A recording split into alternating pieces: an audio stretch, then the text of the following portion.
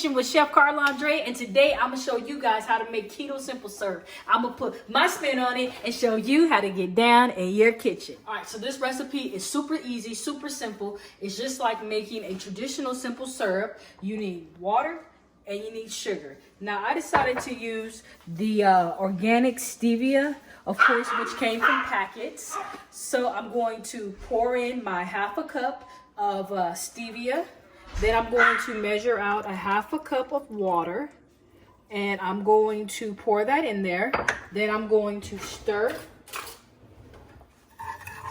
everything together, and I'm going to let it cook until it dissolves. This should take about 15 minutes.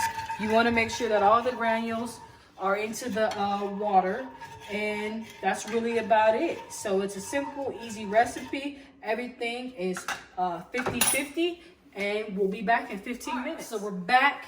The simple serve is finished. It's ready to go.